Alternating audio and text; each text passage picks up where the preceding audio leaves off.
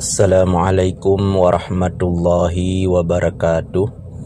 Alhamdulillahi rabbil alamin. Wabihi nasta'in wa ala umurid dunya waddin. Asyhadu an la ilaha illallah wa asyhadu anna muhammadan abduhu wa rasuluh la nabiyya ba'dah.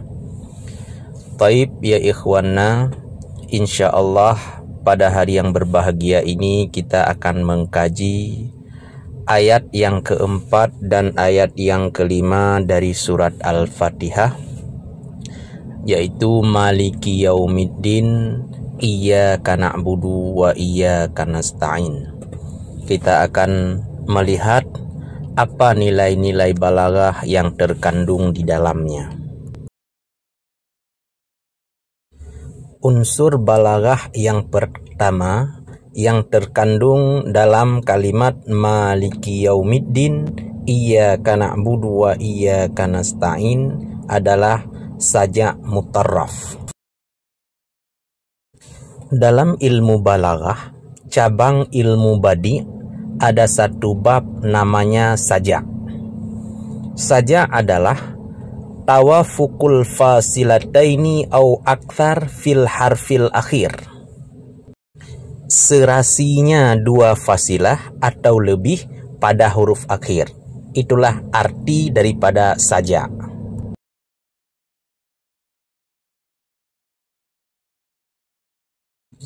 Sedangkan fasilah artinya al-kalimatul akhirah fi faqrah, kata yang terakhir pada setiap paragraf. Itu yang disebut dengan fasilah. Kita lihat contoh pada kalimat Maliki Yaumiddin.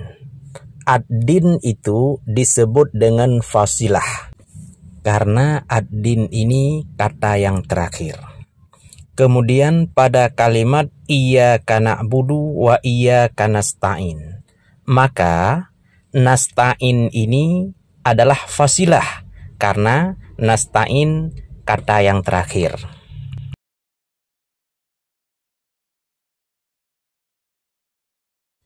Sedangkan saja mutarraf adalah makhtalafata fasilatahu fil wazni wattafaqata fil takfiyah. Saja yang berbeda dua fasilah dari segi timbangan kata dan sama dari segi kafiyah. Apa itu kafiyah? Kafiyah adalah huruf terakhir yang ada pada fasilah. Kita lihat contohnya di kata ad-din, maka nun itu sebagai kafiyah. Di kata nasta'in, maka nun yang ada di kata nasta'in itu disebut sebagai kafiyah. Jadi kata ad-din dan kata nasta'in kafiyahnya sama karena sama-sama berakhir dengan huruf nun. Tetapi timbangan kata ad-din dan timbangan kata nasta'in ini beda. Ini dinamakan dengan saja mutarraf. Jadi kesimpulannya, unsur balaghah yang ada pada kalimat Maliki Yaumiddin, Iyyaka na'budu wa iyyaka nasta'in adalah saja mutarraf. Tujuan dibuat saja ini adalah untuk menarik perhatian si pendengar karena dua kalimat yang berakhir dengan huruf yang sama itu merupakan sebuah keindahan di saat kita dengar. Saja ini terdapat dalam ilmu badi, cabang ilmu balaghah.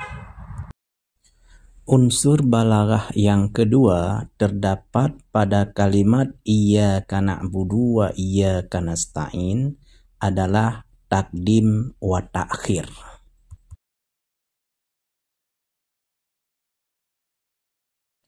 Dalam ilmu balaghah, cabang ilmu ma'ani, ada satu bab yang namanya takdim wa ta'khir. Definisi daripada takdim wa ta'khir adalah ayang kulal mutakallimul lafdha an rutbatihi fi nidamil jumlah. Si pembicara memindahkan sebuah lafaz dari posisinya dalam sebuah struktur kalimat. Itu yang dimaksud dengan takdim wa ta'khir. Kita lihat kalimat iyyaka na'budu. Dalam struktur bahasa Arab, kata iyyaka itu posisinya sebagai maf'ul bih. Maka kalau maf'ul bih seharusnya letak di akhir. Seharusnya iyyaka na'budu itu na'budu iyyaka. Ketika kita artikan iyyaka na'budu, kepadamu kami menyembah. Seharusnya na'budu iyyaka, kami menyembah kepadamu. Demikian juga dengan kalimat iyyaka nasta'in. Kata iyyaka di sini i'rabnya sebagai maf'ul bih. Secara posisi dalam struktur bahasa Arab, maf'ul bih terletak di akhir. Seharusnya struktur kalimatnya adalah nasta'inu iyyaka, bukan iyyaka nasta'inu. Waktu kita terjemahkan iyyaka nasta'in, kepadamu kami minta tolong. Kalau nasta'inu iyyaka, kami minta tolong kepadamu. Seharusnya seperti itu biar sesuai dengan struktur bahasa Arab. Lalu kenapa Al-Quran menukarkan posisi kata yang seharusnya di awal tapi diletakkan di akhir, dan yang seharusnya di akhir tapi diletakkan di awal? Penukaran kata seperti itu dinamakan dengan takdim wa ta'khir, dengan tujuan adalah untuk takhsis atau pengkhususan. Maka waktu kita artikan iyyaka na'budu, hanya kepadamu kami menyembah. Iyyaka nasta'in, dan hanya kepadamu kami minta tolong. Keluarnya kata hanya ini bermakna takhsis. Artinya kita tidak menyembah selainmu dan tidak meminta tolong selainmu. Keluarnya kata hanya ini disebabkan oleh penukaran posisi iyyaka yang seharusnya di akhir tapi diletakkan di awal. Jadi kesimpulannya, unsur balaghah yang kedua terdapat pada kalimat iyyaka na'budu wa iyyaka nasta'in adalah takdim wa ta'khir dengan tujuan untuk takhsis.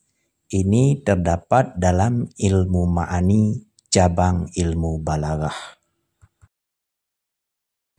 Yang terakhir, unsur balaghah yang ketiga yang terdapat pada iyyaka na'budu wa iyyaka nasta'in adalah iltifat. Dalam ilmu balaghah, cabang ilmu ma'ani, ada satu bab yang namanya iltifat. Definisi iltifat adalah ayyuhawwilal mutakallimu fi ta'biril kalami min ittijahin ila akhar.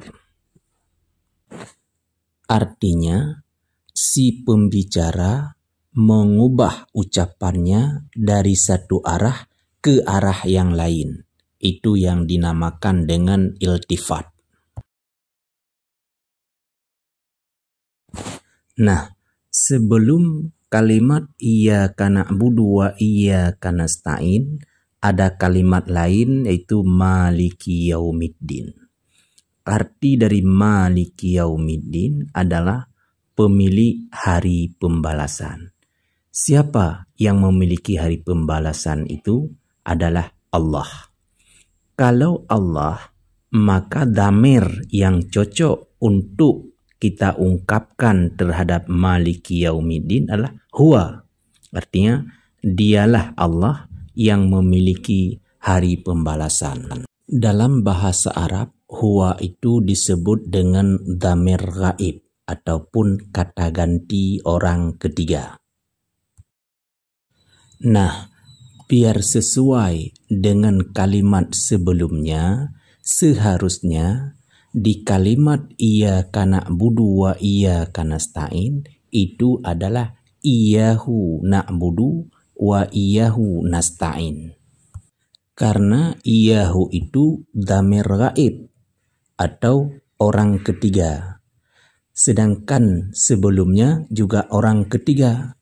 Biar sesuai antara kalimat pertama dengan kalimat kedua, maka harus sama-sama dhamir ghaib ataupun sama-sama orang ketiga.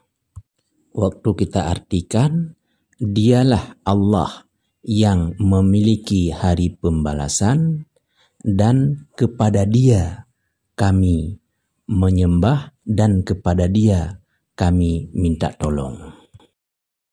Tetapi Al-Quran mengungkapkan dengan kata iyyaka, bukan dengan iyyahu.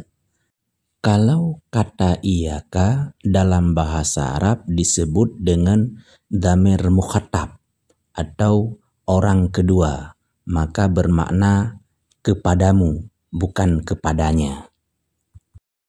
Maka peralihan pembicaraan dari dhamir ghaib ke dhamir mukhatab atau dari orang ketiga ke orang kedua itu disebut dengan iltifat. Tujuan dari iltifat itu adalah ta'dhimu sya'nil mukhatab, untuk mengagungkan posisi si mukhatab. Dalam hal ini adalah Allah. Karena ayat sebelumnya mengungkapkan tentang kebesaran Allah, sehingga hamba yang memuji Allah begitu kagum dengan kebesarannya, seakan-akan mengantarkan jiwanya langsung berada di hadapan Allah. Maka ketika berada di hadapan Allah, maka dhamir yang cocok adalah mukhatab, yang bermakna engkau. Ini seakan-akan posisinya antara hamba dengan Allah saling berhadap-hadapan. Jadi kesimpulannya, unsur balaghah yang ketiga yang terdapat pada kalimat iyyaka na'budu wa iyyaka nasta'in adalah iltifat. Bab ini terdapat dalam ilmu ma'ani cabang ilmu balaghah. Baik, untuk hari ini kita cukupkan sampai di sini dulu. Insya Allah akan kita lanjutkan di kesempatan yang lain. Terima kasih atas segala perhatian. Mohon maaf atas segala kekurangan. Hadanallah wa iyyakum ajmain. Assalamualaikum warahmatullahi wabarakatuh.